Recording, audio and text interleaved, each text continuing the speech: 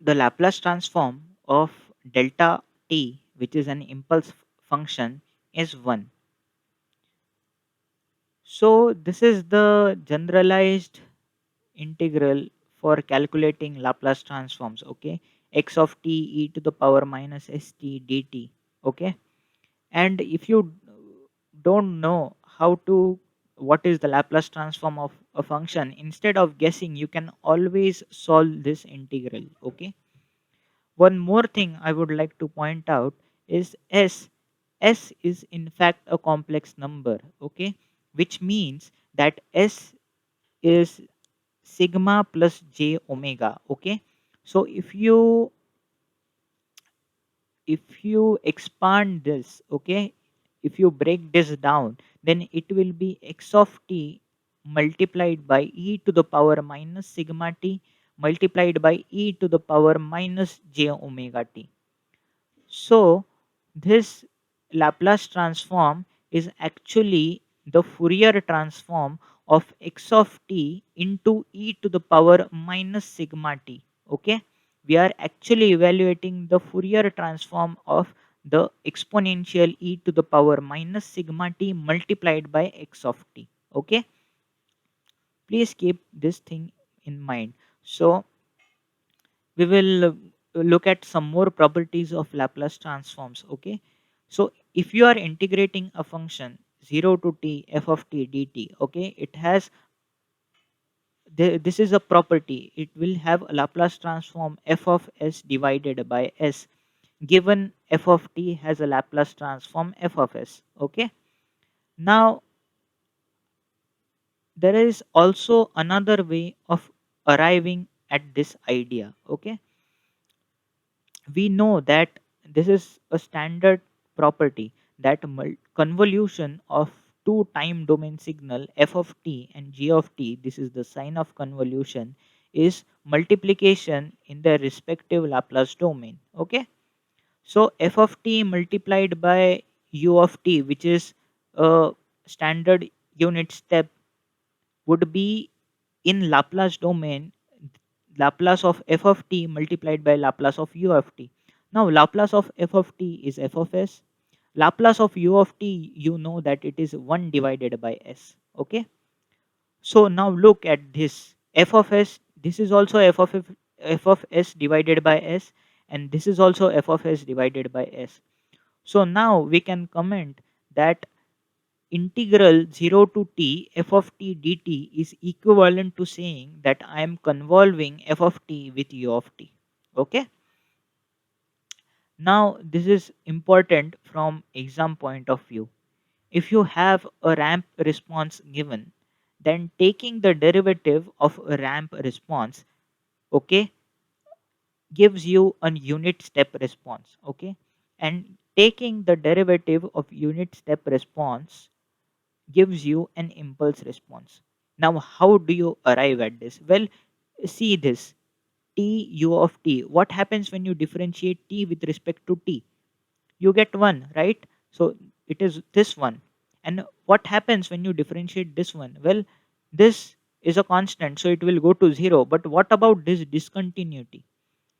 It is 0 here, it is some constant here, it is some constant here, and at 0 it is jumping from one constant to another constant. So it is this impulse. Okay, that is this impulse delta t, and this impulse has the area 1 when integrated from minus infinity to plus infinity. Please keep this thing in mind. So now what happens if I have to go from impulse response to unit step response? Well, you have to integrate, you have to essentially do this operation 0 to t, whatever is your impulse response will go here into dt. Okay, now what I have to go from impulse response to ramp response, you have to again integrate. Okay, the unit step response will go in this bracket, integrate 0 to t dt. Okay, these types of integrals are known as a running integral. Okay, because the upper limit is a variable and the lower limit is a constant 0.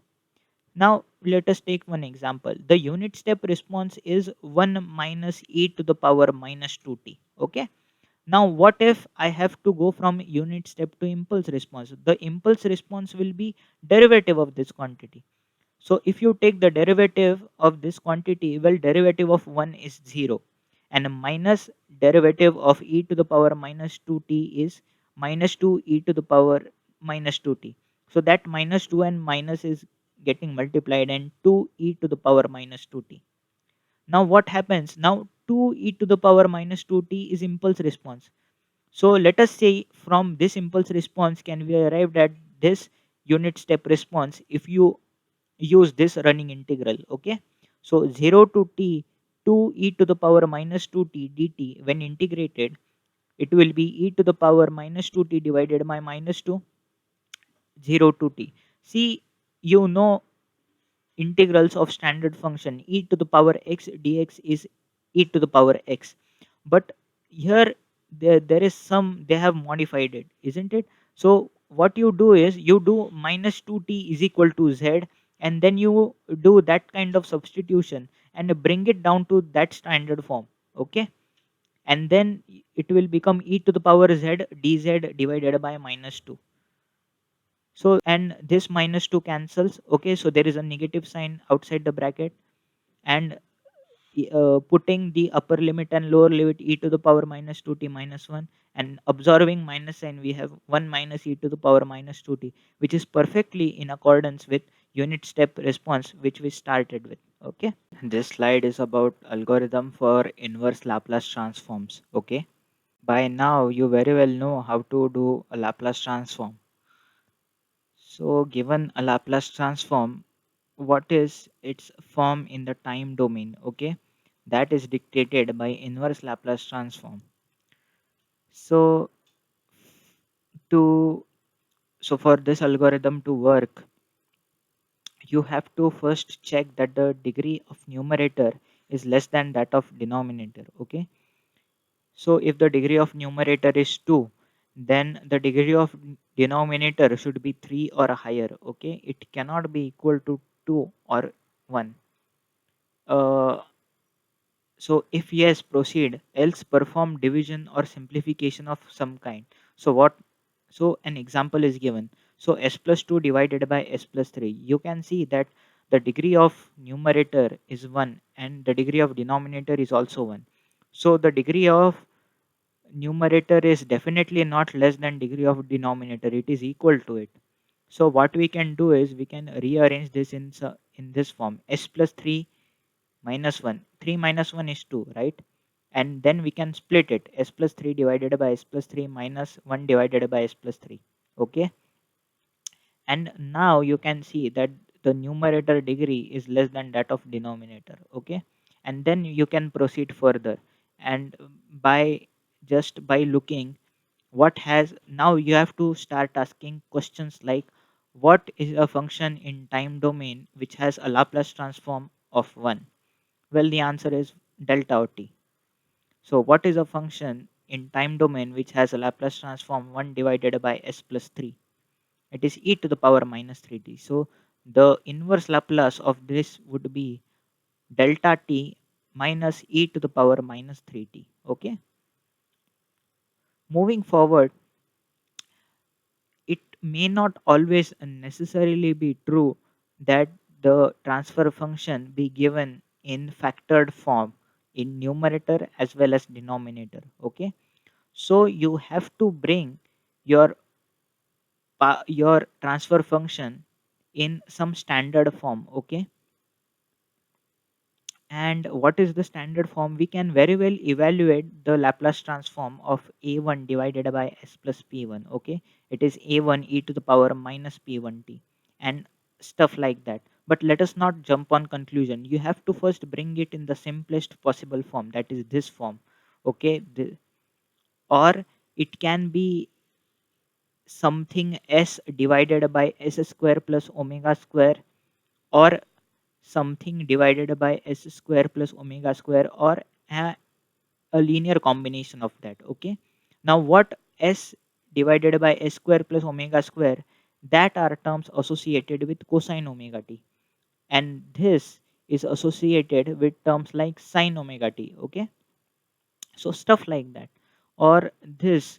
These are decaying cosine functions. Okay, now this is a decaying sine function. Okay, so try to bring them to some standard form like this or this or this. Okay, but after bringing them in standard form, please do not jump to the conclusion that the Laplace transform is this. Okay, Laplace transforms are not unique. Please keep this thing in mind. Laplace transforms are not unique.